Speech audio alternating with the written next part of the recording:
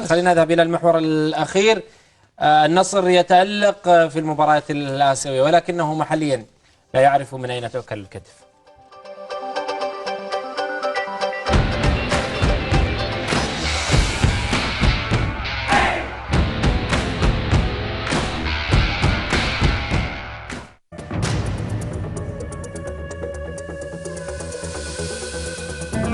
غريب حال النصر وغريب أمر تناقضه.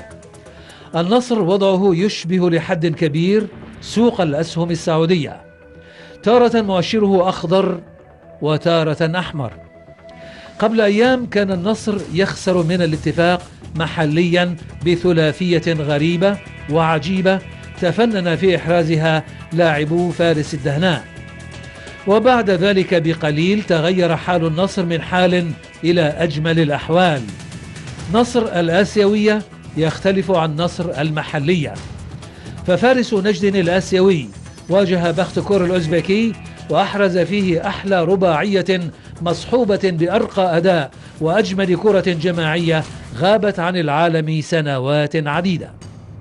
تلك الرباعية والأداء الجمالي الرائع جعل المتابعين والمراقبين لأوضاعه في حيرة من أمرهم، وأصابهم بنوع من التشويش، وأخذوا يرددون فيما بينهم عدة تساؤلات.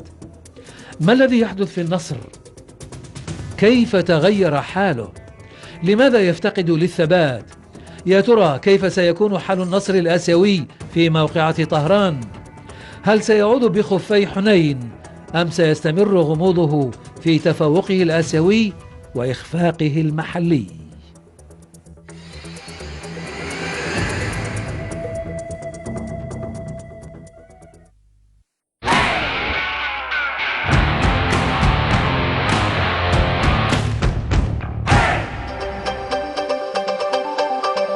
الوقت المتبقي لدينا جدا قليل وبقسم الوقت سريعا. أبو محمد، بالنسبة لتفوق النصر آسيويا محليا في فترة كان ينطلق ثم اختلفت عند الأمور. مع احترامي أنا ما أسمي هذا تفوق آسيوي. عندما يحقق النصر البطولة وعندما يكرر أيضا منجزه للعالمي وعندما أيضا يعود النصر أنا أقدر أسميه أنه هنا تفوق.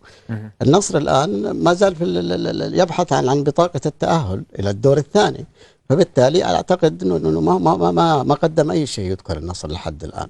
صحيح أنه نتائجه كانت إيجابية، وصحيح أيضا أنه عطفا على إذا جينا للتفوق عطفا على اللي قدمه في الدوري. لكن النصر أنا مع أبو سليمان أنه أخطاء الموسم الحالي وهي بسيطة جدا، عدم اختيار لاعبين أجانب على مستوى عالي أثرت في مسيرة الفريق.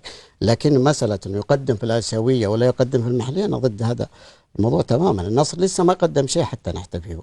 مطلوب من النصر لا بس مستواه يا ابو محمد في اسيا زي مستواه محليا. بس في المباراه الاخيره نتكلم عن المباراتين انا برجع لك ابو سليمان عشان اختتم معك الوقت المتبقي، بس لان الوقت قليل. ابو عمر تعليق؟ اتفق مع محمد تماما في هذه الجزئيه. هي المباراه الاخيره صراحه كانت في النصر يمكن احلى مباراه لعبها من موسمين الى 3 مواسم، بس لكن ما هي مقياس. الفريق المتذبذب في النهايه اللي يخسر 3-0 ويفوز ب4-0 على فريق اجنبي ما تقدر تقول انه هذه مقياس باختصار شديد. ابو سليمان يعني هو الحديث عن النصر صراحة يطول. يعني هو الواضح لكل الناس انه سوء اختيار مدرب ولاعبين اجانب هذا الموسم اثر على النصر كثيرا. لما اتكلم عن اسيا انا اعتقد الفريق في اسيا قدم مستوى رائع جدا، ليس فقط في المباراة الاخيرة وانما حتى المباريات اللي خسرها كان مستواه طيب لو لا قدر الله ما تأهل ممكن المباراة الجاية ممكن ما يتأهل، يعني هذا شيء يعني ممكن ما يتأهل، لكنه في النهاية كمستوى يعني أنا أعتقد أنه كان من أفضل الفرق السعودية في آسيا. يعني أنا أعتقد بدليل أنا أقول لك على شيء، يعني هو هزم بختكور 4-0. بختكور هذه إحصائية قدامي الآن. بختكور محمد إحصائية للبطولة الآسيوية من صارت محترفة.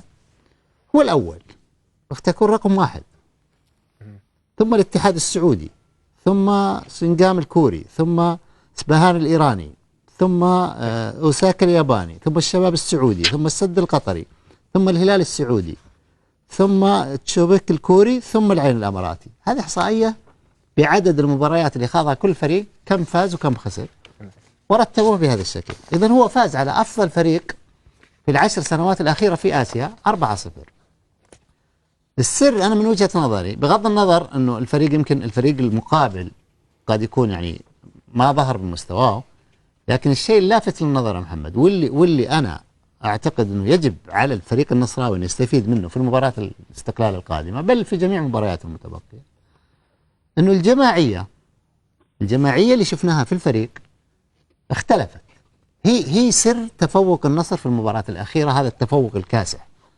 جماعية اللاعبين، يعني ما كان في أنانية، ما كان في البحث أني أنا أسجل وغيري ما يسجل، لا.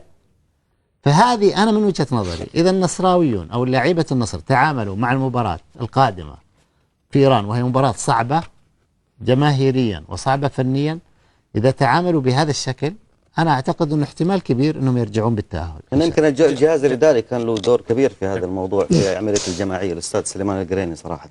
جميل. بس سريعا، بس أنا نص دقيقة متبقية على العناصر المحلية الموجودة. لو كان عمود فقري بالنسبة للأجانب أو الثلاثي الأجنبي كان مميز جدا، كان ممكن يكون وضع النصر غير؟ أنا أعتقد أن الأمير فيصل بن تركي ضيع الموسم على النصر بأمانة.